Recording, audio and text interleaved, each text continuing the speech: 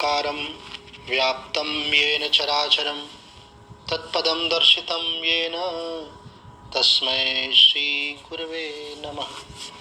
संक्षिप्त योग वशिष्ठ निर्वाण प्रकरण उत्तरार्ध सर्ग 7। आज का विषय है भुषुंड जी द्वारा विद्याधर को उपदेश।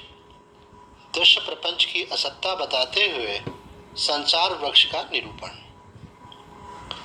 भुषुंड जी कहते हैं, ब्रह्मन विद्याधर के इस पवित्र वचन को सुनकर मैंने उसके प्रश्न के अनुसार सुस्पष्ट पदों से युक्त वाणी द्वारा उसे इस प्रकार उत्तर दिया। विद्याधर, यह बड़ी अच्छी बात है कि तुम अपने कल्याण के लिए जाग उठे हो। सौभाग्य का विषय है कि तुम्हें चिरकाल के बाद संसार रूपी अंधकार पूर्ण कूप से ऊपर उठने की इच्छा हुई है। आज विवेक से युक्त हुई तुम्हारी पवित्र बुद्धि अग्नि से व्याप्त सुवर्ण की भांति अद्भुत शोभा पा रही है। मुझे विश्वास है कि विवेक से निर्मल हुई तुम्हारी बुद्धि मेरी उपदेशवाणी के तात्पर्य को सुंदर ढंग से अनायासी ग्रहण कर सकती है, क्योंकि स्वच्छ दर्पण में पदार्थों का प्रतिबिंब अनायासी प्रकट हो जाता है। इस समय मैं जो कुछ कहूँ वह सब तुम्हें स्वीकार कर लेना चाहिए, क्योंकि मैंने चिरकाल तक अनुसंधान करके इस विचार को निश्चित किया है। अतएव तुम्हें इस विषय में कोई दूसरा विचार नहीं करना चाहिए। जो कुछ अहंकार आदि तुम्हारे अंतःकरण में प्रतीत हो रहा है वह सब तुम नहीं हो। है ना, अहंकार मतलब ये लगता है व्यक्ति को ये मैं ही अहंकार है। तो बोल रहे हैं कि ये अहंकार जो तुम्हें प्रतीत हो रहा है वह तुम नहीं हो। इन दृश्यों में ही कोई आत्मा है जिसे ढूंढकर प्राप्त करना है। ऐसा विचार कर यदि चिरकाल तक अपने भीतर ढूंढते रहोगे तो भी तुम्हें अपने स्वरूपभूत आत्मा की उपलब्धि नहीं होगी। आप उसको बाहर ढूंढ रहे हो, दूसरे में ढूंढ रहे हो, अन्य में ढूंढ रहे हो, अंदर बाहर कहीं भी ढूंढो भले, लेकिन ढूंढ तो अपने से अलग रहे हो।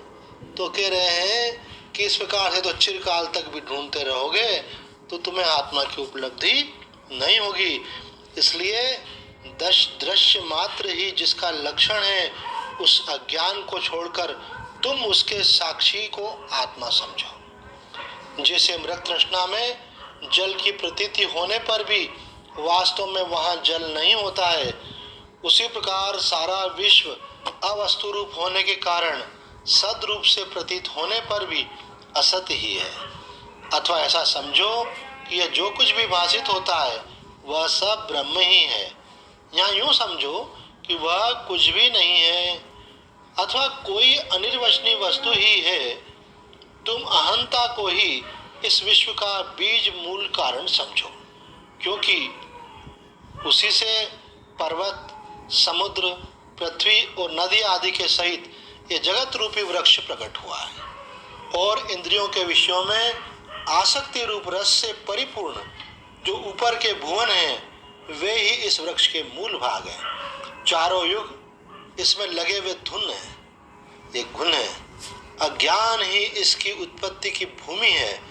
जीव मात्र इस पर बसेरे लेने वाले करोड़ों पक्षी हैं। भ्रांति ज्ञान इस वृक्ष का विशाल तना है और तत्व ज्ञान से उपलब्ध होने वाला मोक्ष ही इस वृक्ष को दग्ध करने वाली अग्नि है। इंद्रियों द्वारा विषयों की उपलब्धि और मन से होने वाले संकल्प विकल्प आदि इस वृक्ष की विविध भांति भांति की सुगंध है।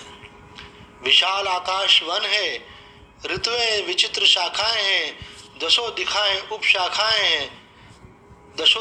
उपशाखाएं हैं। इस तरह संसार रूपी वृक्ष अपने मूल भाग से पाताल को, मध्य भाग से संपूर्ण दिशाओं को और शिखा भाग से अंतरिक्ष को परिपूर्ण करके वास्तव में असद रूप होता हुआ भी सत के समान प्रतीत होता है। तब यहाँ कुछ भी नहीं छोड़ा, जो भी कुछ हम समझते हैं वो सारा इसमें कवर कर लिया और कहते हैं ये सब असद रूप है। वास्तव में एक महत्वपूर्ण प्रश्न करते हैं। किसी ने उड़िया बाबा जी से पूछा ब्रह्म ज्ञान के विषय में, तो बाबा ने कहा कि आत्मज्ञान ब्रह्म ज्ञान आज तक किसी को नहीं हुआ। बड़ा आश्चर्य का विषय कि जिज्ञासु मुमुक्षु किसके लिए लगे हुए हैं, सब शास्त्र क्या समझाना चाह रहे हैं।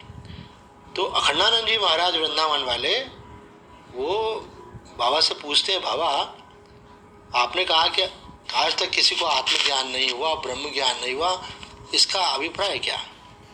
उनका इसका अभिप्राय ये कि ब्रह्म तो हमारा खुद का स्वरूप ही है, आत्मा तो हमारा अपना स्वरूप ही है, उसका ज्ञान किसको होगा? केवल अज्ञान का त्याग करना है। यहाँ हम देखते हैं कि बड़ी गंभीरता से भूषुंड जी समझा रहे हैं विद्याधर जी को, पर समझा क्या रहे हैं कि यह सब अज्ञान का ही विस्तार है, यह अहंकार का ही विस्तार है। इस सब में आत्मा को मत खोजो, उस अज्ञान को छोड़कर तुम उसके साक्षी को ही आत्मा समझो। अर्थात ये जो अज्ञान का विस्तार है उसको जो जानने वाला है वह तुम स्वयं हो, जो साक्षी वो तुम हो और वही आत्मा है। इसको संसार रूपी वृक्ष को समझो और अपने आप को उससे अलग जान करके मुक्त हो जाओ। तो आज इतना ही। ओम पूर्णमद पूर्णमिदं पूर्णात् पूर्णमुदच्यते पूर्णस्य पूर्णमादाय पूर्णमेवावशिष्यते। ओम शांति शांति शांति।